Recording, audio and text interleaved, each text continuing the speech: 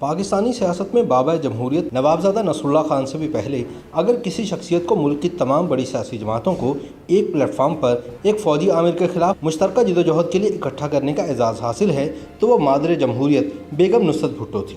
یہ ان کا بڑا سیاسی کارنامہ تھا کہ جنرل ضیاء الحق کے خلاف مختلف الخیال پارٹیوں کو ایک پلیٹ فارم پر لے آئے اور تحریک بحالی جمہوریت کے نام سے اتحاد بنایا۔ انہیں اس مقصد کے لیے ان رہنماؤں کے ساتھ بھی بیٹھنا پڑا جنہوں نے ان کے شوہر کے خلاف ضیاء کا ساتھ دیا۔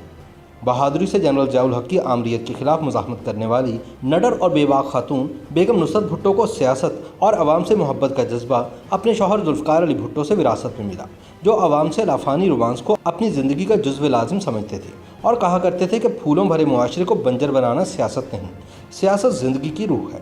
یہ عوام سے میرا لافانی رومانس ہے، یہ لافانی بندھن عوام ہی توڑ سکتے ہیں۔ شاید یہ بات بیگم بھٹو نے بھی سن کر پلے باندھ لی تھی، اسی لیے وہ بھی پاکستانی عوام سے لافانی رومانس پر آخری حد تک قائم رہی اور اپنے بچوں کو بھی اسی محبت کو پروان چڑھانے کا درس دیا۔ بیگم نصرت بھٹو کا اصل نام نصرت خانم تھا۔ ان کے والد کا تعلق ایرانی کرد خاندان سے تھا۔ وہ کاروباری شخصیت تھے اور برطانوی دور میں کراچی میں آ کر آباد ہوئے۔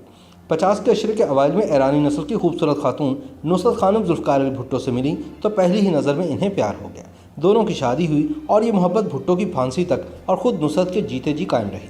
یہ بھٹو کی دوسری شادی تھی۔ اس شادی نے بھٹو کی زندگی کو نیا موڑ دیا۔ مصروف اور متحرک وزیر خارجہ کی بیگم نصرت بھٹو نے نہ صرف 4 بچوں کی پرورش، تربیت اور تعلیم کی ذمہ داری خوش اسلوبی سے نبھائی بلکہ ہر محاذ پر شوہر کا سیاسی امور میں بھی بھرپور ساتھ دیا۔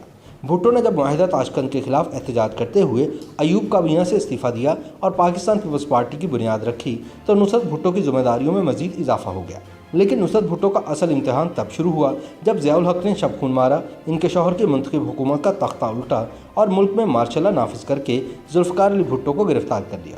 بیگم بھٹو نے عوام کی قیادت اور جمہوری چراغ کو روشن رکھا، تاہم اس دوران انہیں جمہوریت کے ساتھ ساتھ اپنے شوہر کی زندگی کے لیے بھی لڑائی لڑنا پڑی۔ ذوالفقار علی بھٹو کو سن 1979 میں ہی اندازہ ہو گیا تھا کہ جنرل ضیاء الحق نے اقتدار کو طول دینے کی ٹھان لی ہے، لہٰذا انہوں نے 13 ستمبر کو بیگم نصرت بھٹو کو آخری خط لکھا اور انہیں مختار کل بناتے ہوئے پارٹی چلانے کی ذمہ داری سونپ دی۔ اس ہدایت نامہ نما خط میں جنرل ضیاء کی جانب سے پارٹی میں پھوٹ ڈالنے کی کوششوں کا ذکر کرتے ہوئے انہوں نے بیگم نصرت بھٹو کو ہدایت کی کہ پارٹی کے مجلس عاملہ میں کوئی مسئلہ ہو حل کریں، آپ کو میری طرف سے اختیار اور حمایت حاصل ہے اور آپ قائم مقام چیئرپرسن ہیں۔ بیگم نصرت بھٹو سمجھتی تھیں کہ بھٹو نے جس سیاست کو عوام سے لافانی رشتہ اور رومانس کہا تھا وہ مسلسل جدوجہد اور قربانیوں کا راستہ ہے۔ سانحے مسلسل ان کا پیچھا کرتے رہے۔ ان کی اولاد میں سے صرف صنم بھٹو سیاست سے فرار حاصل کرنے کی وجہ سے زندہ ہے۔ شوہر کو پھانسی دی گئی، 2 بیٹے مارے گئے، بیٹی متعدد بار گرفتار ہوئیں۔ بیٹی کا قتل ہوا تو وہ اس حالت میں نہیں تھی کہ کچھ سن سکے۔ بیگم نصرت بھٹو نے اپنی زندگی میں پاکستانی ریاست کے ہر جبر کا جرأت مندی سے مقابلہ کیا۔ شوہر کی حکومت سے برطرفی، ان کی گرفتاری، مقدمہ قتل، گھر ہوتے ہوئے بے گھر رہیں، جلا وطنی، شوہر کو سزائے موت اور رات کے اندھیرے میں ان کی تدفین تک سب کچھ برداشت کیا۔ بھٹو کی سزائے موت پر عمل درآمد کے بعد بیگم نصرت بھٹو پارٹی کی چیئرپرسن نامزد ہو گئی۔ مارشل لاء کے خلاف علم بغاوت بلند رکھنے کی پاداش میں انہیں بھی متعدد بار گرفتار کیا گیا اور قذافی اسٹیڈیم لاہور میں ان پر لاٹھیاں برسائی گئیں، ان کے سر پر چوٹیں آئیں اور 12 ٹانکے لگے۔ بیگم بھٹو نے پارٹی کو کئی بحرانوں سے نکالا اور مختلف حلقوں سے گروہ بندی کی کوششوں کو ناکام بنایا۔ اکتوبر سن 1979 کے بلدیاتی انتخابات میں ایوب خان کی تحریک میں پارٹی سے سیاسی وفاداریاں برقرار رکھنے والوں کو ٹکٹ دیے۔ وہ لوگوں کو یہ تاثر دینے میں کامیاب ہو گئیں کہ بھٹو کی پارٹی دوبارہ اقتدار میں آ جائے گی۔ جنرل ضیاء کا خیال تھا کہ بھٹو کے بعد ان کی پارٹی ٹوٹ جائے گی۔ ضیاء نے نہایت ہی پیچیدہ انتخابی قواعد بنائے تاکہ کسی طرح سے پیپلز پارٹی کو آؤٹ کیا جا سکے۔ پیپلز پارٹی نے ان انتخابات میں عوام دوست نام سے امیدوار کھڑے کیے۔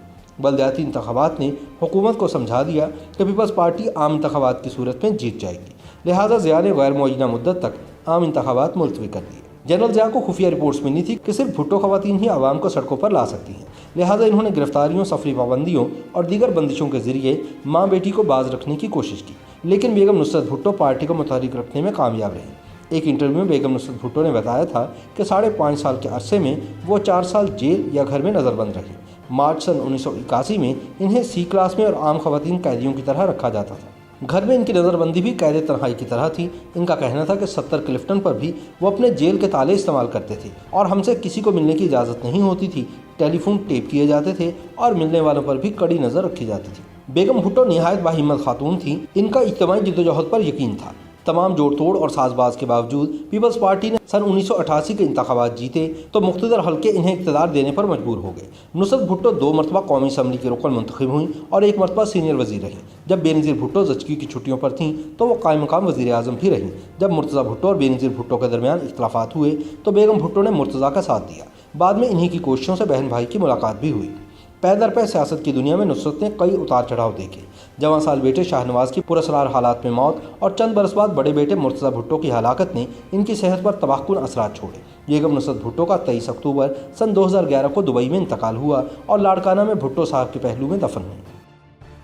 YouTube पर गूगली न्यूज देखने के लिए youtube.com की सर्च बार में गूगली न्यूज टीवी टाइप करें। गूगली न्यूज के पेज पर सुर्ख रंग के सब्सक्रिप्शन वाले बटन पर क्लिक करना ना भूलिए। YouTube पेज पर अपलोड होने वाली वीडियोस से बाखबर रहने के लिए बेल आइकन पर क्लिक कीजिए। आपको हर नई वीडियो के बारे में नोटिफिकेशन मौसूल हो जाएगा।